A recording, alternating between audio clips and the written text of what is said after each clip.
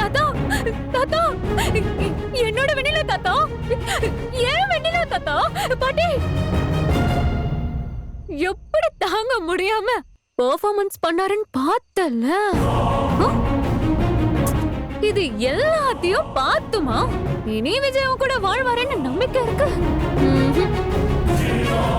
கிட்ட ஒரு விஷயம் சொல்லட்டுமா டார்லிங்? இன்னைக்கு விஜய் கிட்ட வெண்ணிலா விஷயத்த சொல்லலாம்னு முடிவு பண்ணி நான் அந்த ஹோமுக்கு போயிருந்தேன். எங்க அப்பாவும் வந்திருந்தாரு. திடீர்னு எங்க அப்பா காவேரி மூலியமா வெண்ணிலாவை அந்த வீட்டுக்கு கூட்டிட்டு போனாதான் நாம நினைச்ச மாதிரி காவேரி இந்த வீட்டை விட்டு வெளியே அனுப்ப முடியும், அவசரப்படாதன்னு என்கிட்ட சொன்னாரு.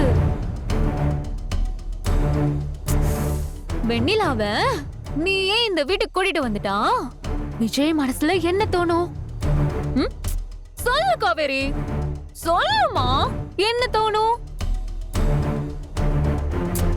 காவேரியே வெண்ணிலாவை அக்செப்ட் பண்ணிக்கிட்டா. நம்ம காவேரி கிட்ட பேசி புரிய வச்சு அவளுக்கு பாய் சொல்ல வசதியா இருக்கும்னு விஜய் நினைப்பாருல்ல. இப்ப கூட உன் கண்ணு முன்னாடி வச்சு வெண்ணிலா கூட ரொமான்ஸ் பண்ணாரு. கால் வலிக்குதான் கால பிடிக்கிறாரு, நெட்ட உடைக்கிறாரு. அப்படியே அந்த மனுஷன் வெண்ணிலாவை தாங்குறாருமா. உன்னால ஒண்ணு கேட்க முடியல. எப்படி எப்படி கேட்க முடியும்? ஏன்னா நீ தானே வெண்ணிலாவையே கூட்டிட்டு வந்த. அது கண்டிப்பா உனக்கே தெரியாம விஜய்க்கு நீ செட் பண்ணி கொடுத்த அட்வான்டேஜ்.